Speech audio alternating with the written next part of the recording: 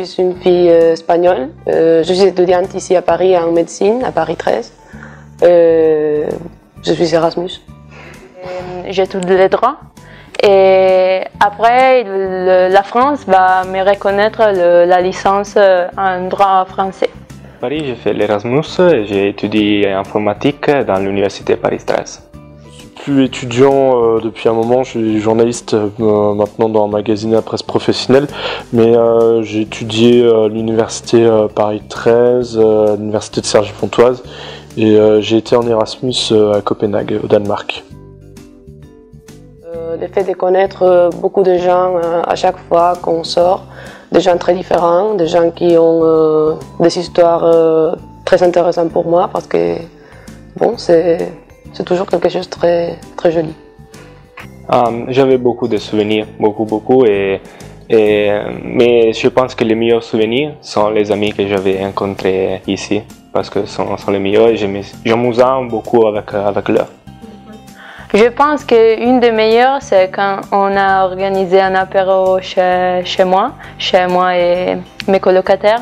On a une maison très jolie, on a eu la chance de trouver un appartement dans le centre de Paris.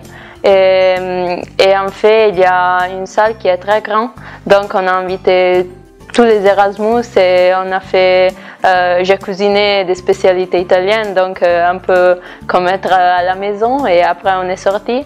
Mais c'était génial parce que en fait tout le monde était content d'être là et on a mangé, on a bu et c'était vraiment génial.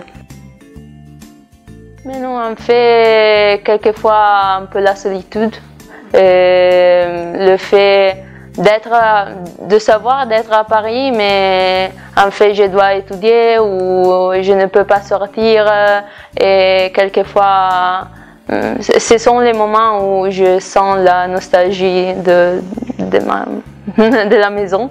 Bon, c'est toujours le premier mois quand je suis arrivée, toutes les démarches administratives qu'on doit faire, parce que tu as besoin toujours d'un numéro de téléphone, d'un compte bancaire, mais tu n'en as pas, mais pour avoir une chose, tu dois avoir l'autre. Alors, tu as dans un chemin qui n'a pas une sortie claire. La première et la deuxième semaine, c'est vraiment...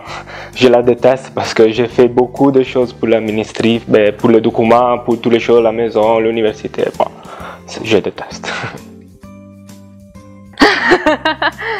Ah, c'est terrible. Oui, parce que tu dois porter vraiment beaucoup de documents. Pour faire une chose stupide, je dois porter 4 documents, je dois attendre 1h30 pour donner seulement un papier. Oh, c'est vraiment long. C'est vrai que moi en Espagne, j'ai pas eu ce type de problème parce que comme j'habite avec mes parents et tout ça, j'ai pas dû faire des choses comme ça. Alors ici c'était terrible parce que j'étais toute seule, je parlais pas très bien le français. Alors le premier mois c'était un peu difficile. C'est un truc un peu difficile dont je peux parler parce que en fait je pensais que l'Italie c'était le pire, mais en France c'est pire, oui. Alors c'est en lien avec l'administration, mais étonnamment c'est avec l'administration française. Étonnamment, je sais pas. Parce que en fait je devais avoir des bourses pour pouvoir financer entre guillemets mon séjour Erasmus, pour pouvoir assurer mon loyer. Sauf que j'avais eu pendant mon séjour une seule bourse, c'était la bourse Erasmus, donc que j'ai eu sans problème. Et puis je devais toucher 2 autres bourses, une de la région Île-de-France et une autre du département du Val d'Oise, sauf que je les ai reçues une fois revenu en France. Mon corps s'est divisé dans l'Italie et la France, mais moi je n'ai pas de problème de rester ici encore 1, 2, 3, 5, 15 ans parce que j'aime rester ici. Bon, oui c'est vrai, c'est une chose normale qui arrive, mais je crois que c'est aussi quelque chose de positif. Et bon, en tout cas, le pire pour moi, c'est quand je parle avec mes amis qui sont restés en Espagne. Et c'est vrai que pour moi, c'est un changement terrible de venir ici, mais la vie là continue. J'ai toujours peur de, si je rentre, les choses vont rester comme c'était avant, ou tout sera très, très différent. Bon. j'ai envie d'être dans deux lieux en même temps, mais bon, on peut pas. Oui, mais en fait, je pense d'avoir encore coupé en 1000 pièces parce que si selon moi, chaque expérience que tu fais chez toi ou à l'étranger, ça va être une petite partie de ton cœur et peu importe où tu te trouves.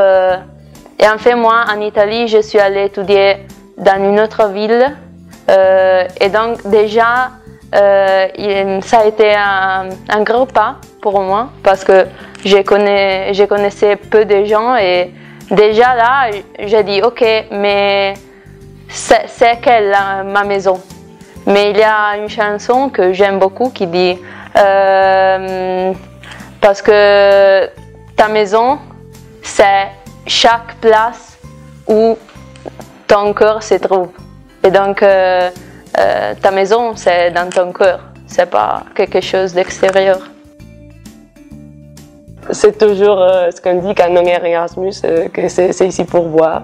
Et bon, pas beaucoup parce que j'ai toujours peur qu'on est à Paris et si je me perds ici, je ne vais jamais rentrer chez moi. Alors j'essaie de ne pas boire beaucoup parce que sinon, je sais pas, je devrais dormir dans la rue parce que rentrer chez moi, ça serait impossible. Alors en fait, il y a des gens qui ne devraient pas savoir ça à travers une vidéo sur Facebook, mais quand même, c'était hier soir. Mais je suis ici, donc c'était pas si pire. En fait, c'était seulement de vin blanc, mais je pense que c'était à cause de la fatigue de l'université, la vie, choses comme ça. Oui. C'est normal que je sais merde, je sais putain. Il y a Hohu qui signifie trou du cul.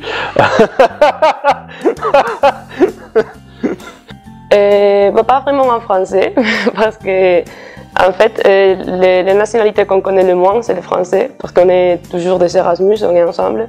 Alors oui, on a connu des gros mots, mais pas forcément en français, mais dans toutes les langues.